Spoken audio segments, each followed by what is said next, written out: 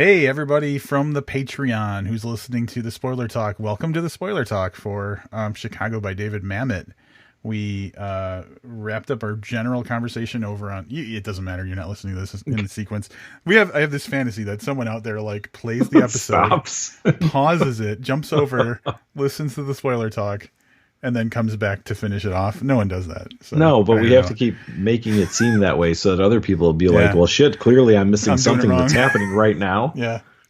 Well, that's what it is. Like, yeah, I'm doing it wrong by not giving them money to listen to the Spoiler Talk. Exactly. So, I don't know if there's a lot of spoiler talk to talk about. I want to talk about the end of the book a little. I guess overall, the whole book. Yeah, I just wasn't buying this. I felt like a mystery like this.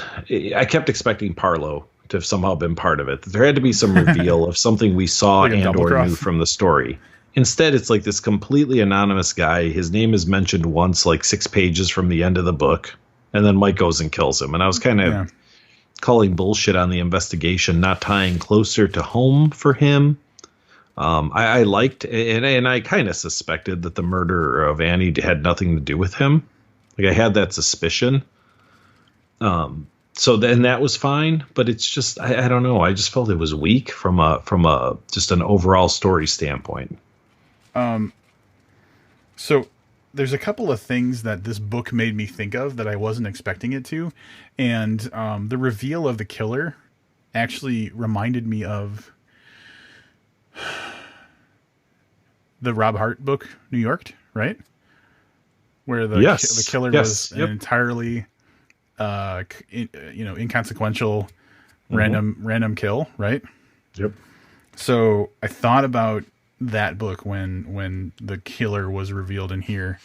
I liked how when he kills the killer, he uses the thing that someone said to him before about like your movements are too predictable.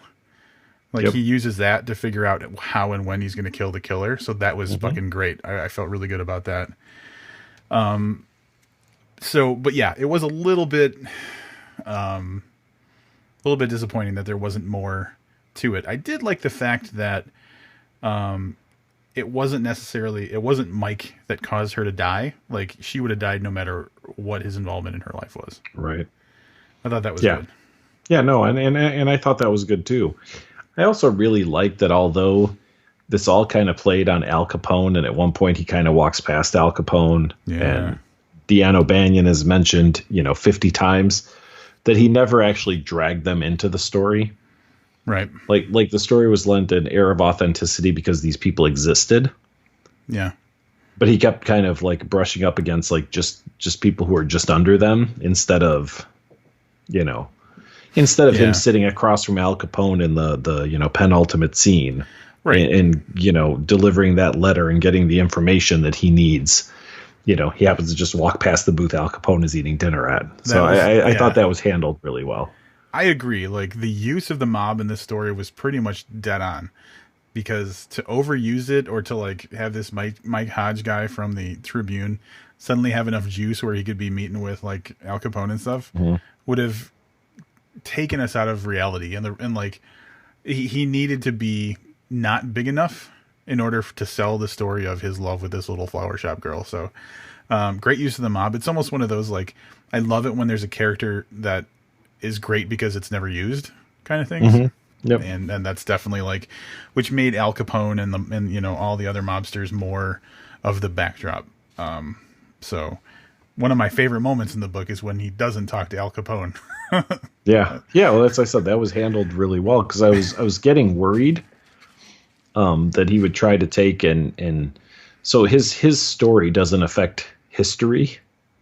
If that makes sense. Yeah. But it really does. If Al Capone suddenly says, "Oh, I really like this Mike guy. I'm going to help him out." Right. It loses authenticity if it does that, in my opinion. So, yeah. I mean, he's a very talented writer. I just didn't think it was a strong story. That's really my disappointment in this. Yeah, I liked it. I thought it was good.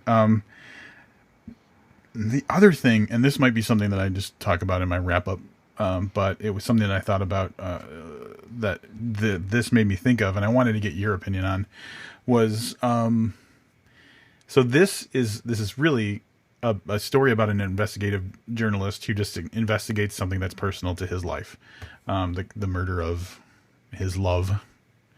How did you ever get any kind of crossover kind of feel between this and the Millennium Trilogy? Like in feel or tone or anything? God, I guess I should know what the Millennium Trilogy is. The girl with the... Is that what that's called? Yeah, it's the Millennium Trilogy. Right. Sorry, okay. I never thought. I guess I don't know if I knew that. I think you told me that at one point. Did I? Maybe. Yeah, it was probably like a decade ago, but yeah. I don't. No, I did not. So for listeners who maybe were as confused as Livius, the Millennium Trilogy is the Girl with Dragon Tattoo series, the girl who played with fire, the girl who kicked the hornet's nest, by Stieg Larsson, right? And it's, and it's the whole setup is the main character is, well, the main male character is a guy who runs a magazine, and he's an investigative journalist, and so like so much of the story is from the perspective of how an investigative journalist gets information to get to the answer, to get to the truth, and that kind of thing. So I was feeling a little bit of like the slowness of the story equated with how an investigative journalist would go through like due diligence to find facts and the truth and stuff like that. Yeah, I mean, I guess we're maybe to me investigative journalism isn't that exciting, because it really was like he went and talked to somebody, and then they were like, "You should go talk to Fred." Yeah, and then he would go and talk to Fred, and Fred would be like, I know some stuff about things, but maybe you should go talk to Steve. And then he'd go talk to Steve. Like, there was no real discovery. The only thing he really discovered in this whole thing, which I thought was great, is when he figures out that Lita is the white girl in the picture with all the black girls.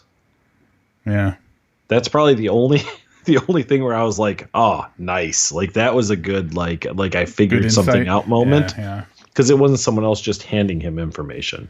Yeah. And then, we could do this here. I don't think I'm going to do this back on the regular podcast, but there's a style of writing that really annoys me, and it happened in this book. And it is so he gets to Fred, and he convinces Fred he needs this information, and Fred tells him a story about a guy once who did this thing, and that was fine and stuff. But then at the end of the chapter, Fred does not divulge the information on the page. You go to the next chapter, and he's walking away from Fred's place, replaying in his head the information that he got from Fred. Like, it's just kind of this annoying trope that I've seen in other stories. And I don't know. It's not lazy writing. It's just a style I don't like. Gotcha. Yeah. So I think honestly, the only reason I wanted to go to spoiler talk is so we could talk about who the killer was and how he dealt with it, and the Al Capone. That's really what I wanted to talk about over here. Mr. Brown. All right. Mr. Brown. If you enjoyed Spoiler Talk, keep checking back. We've been doing more and more of these. If you didn't enjoy it, that's fine, as long as you're donating a Patreon. You don't have to listen to this. It's not a requirement. We appreciate you either way. So until next Spoiler Talk, I'm Livius Nedden. And do we sign off Spoiler Talk? I don't fucking know. I'm Rob. Yeah, I'm Rob. Later, bitches.